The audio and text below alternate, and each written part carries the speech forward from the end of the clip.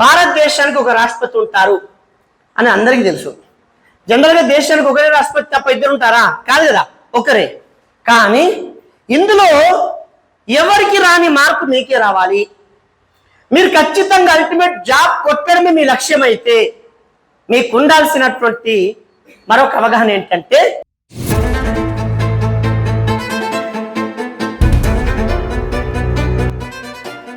మరి ఈరోజు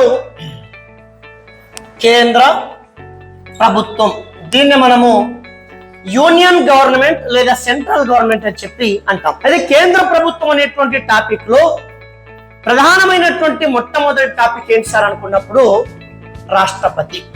దీన్నే ప్రెసిడెంట్ ఆఫ్ ఇండియా అని చెప్పి అంటాం. ప్రెసిడెంట్ ఆఫ్ ఇండియా రాష్ట్రపతి. ఫస్ట్ మనకు ఉండాల్సినటువంటి బేసిక్ నాలెడ్జ్ ఏంటి అంటే, ఏదైనా ఒక టాపిక్ గురించి మనం చెప్పుకునే కంటే ముందు ఈ రాష్ట్రపతి యొక్క స్థానం భారత రాజ్యాంగంలో ఎక్కడుంది? స్థానం అంటే ఏంటి అని మీకు అనిపించచ్చు. ఏంటి సార్ అంటే, భారత రాజ్యాంగంలో 25 భాగాలు ఉంటాయి. ఈ 25 భాగాలలో రాష్ట్రపతి గురించి ఎన్నవ భాగంలో రాయబడి ఉంది సార్ అంటే 5వ భాగంలో రాయబడి ఉంది. రెండో అంశం ఏంటంటే, రాష్ట్రపతి స్థానం గురించి మాట్లాడుకుంటున్నప్పుడు 5వ భాగంలో ఏ ఆర్టికల్ నుంచి ఏ ఆర్టికల్స్ రాష్ట్రపతి గురించి తెలియస్తాయి అన్నప్పుడు అప్పుడు మీరు ఏం చెప్పాలంటే 52 నుంచి 62 ఆర్టికల్స్ అని చెప్పాలి. ఒకవేళ మిమ్మల్ని బేసిక్ గా ఓవరాల్ అడిగితే కనుక ఇలా 50 నుంచి 62 ఆర్టికల్స్ అని చెప్పండి. అలా కాకుండా వివరంగా అడగాలనుకుంటే ఏ నిబంధన ప్రకారం భారతదేశానికి రాష్ట్రపతి ఉంటారు, according to which article India has president అంటారు. ఏ నిబంధన ప్రకారం భారతదేశానికి రాష్ట్రపతి ఉంటారు అంటే అప్పుడు మీకు ఉండాల్సినటువంటి అవగాహన ఏంటంటే, చూడండి 52 ప్రకారం, చూడండి 52 ప్రకారం భారతదేశానికి ఒక రాష్ట్రపతి ఉంటారు. ఓవరాల్ అడిగినప్పుడు రాష్ట్రపతి గురించి మొత్తం ఆర్టికల్స్ అంటే 52 to 62 మొత్తం ఓవరాల్ గా అయితే, అలా కాకుండా డైరెక్ట్ గా ఏ నిబంధన ప్రకారం భారతదేశానికి రాష్ట్రపతి ఉన్నారంటే 52 ప్రకారం భారతదేశానికి ఒక రాష్ట్రపతి ఉంటారు. కానీ నాన్న మీరు ఇక్కడ అబ్జర్వ్ చేయండి, భారతదేశానికి ఒక రాష్ట్రపతి ఉంటారు అని అందరికీ తెలుసు.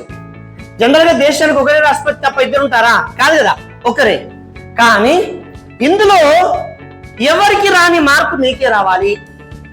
మీరు ఖచ్చితంగా అల్టిమేట్ జాబ్ కొట్టడమే మీ లక్ష్యం అయితే మీకు ఉండాల్సినటువంటి మరొక అవగాహన ఏంటంటే, 52 ప్రకారం భారతదేశానికి ఒక రాష్ట్రపతి ఉంటే రాష్ట్రపతి గల మరొక పేరేంటి కావాలి. చూడండి, రాష్ట్రపతి గల మరొక పేరేంటి అంటాడు. ఫస్ట్ ట్రై చేయండి. ఆప్షన్ లో ఏముండాలి నాన్న అంటే ప్రధాన కార్యనిర్వాహక అధికారి.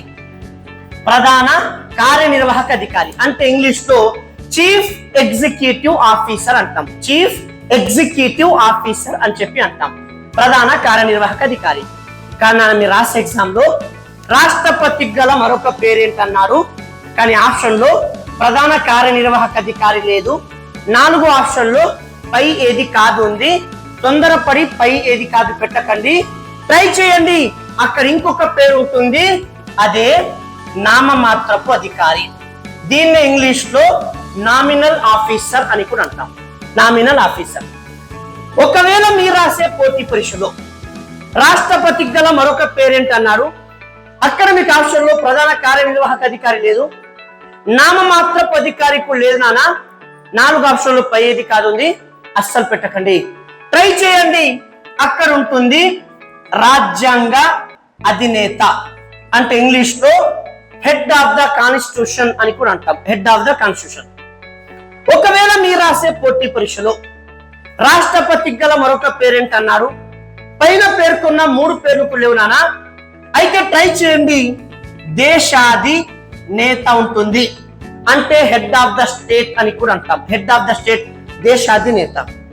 ఒకవేళ మీరు రాసే పోటీ పరీక్షలో రాష్ట్రపతి గల మరొక పేరేంటి అన్నాడు, పైన పేర్కొన్న 4 పేర్లు లేవు, 4 ఆప్షన్ లో పై ఏది కాదు ఉంది, అస్సలు పెట్టకండి, ట్రై చేయండి నాన్న. అక్కడ ఉంటుంది సర్వ సైన్యాధ్యక్షుడు. సర్వ సైన్యాధ్యక్షుడు, దీన్నే మనం ఇంగ్లీష్ లో ఇక్కడ కమాండర్ ఇన్ చీఫ్ అని కూడా అంటాం. కమాండర్ ఇన్ చీఫ్ అని కూడా అంటాం, సర్వ సైన్యాధ్యక్షుడు. ఒకవేళ మీరు రాసే పోటీ పరీక్షలో రాష్ట్రపతి గల మరొక పేరేంటన్నారు, పైన పేర్కొన్న 5 పేర్లు కూడా లేవు. అయితే చూడండి నాన్న, అక్కడ ఉంటుంది త్రివిధ దళాధిపతి. త్రివిధ దళాధిపతిని ట్రిపుల్ కమాండర్ అని కూడా అంటాం. ట్రిపుల్ కమాండర్, త్రివిధ దళాధిపతి అని కూడా అంటాం. ఒకవేళ మీరు రాసే పోటీ పరీక్షలో రాష్ట్రపతి గల మరొక పేరేంటన్నాడు, పైన పేర్కొన్నటువంటి 6 పేర్లు కూడా లేవు నాన్న. అయితే ట్రై చేయండి, అక్కడ ఉంటుంది దౌత్యాధిపతి, అంటే డిప్లొమాటిక్ ఆఫీసర్.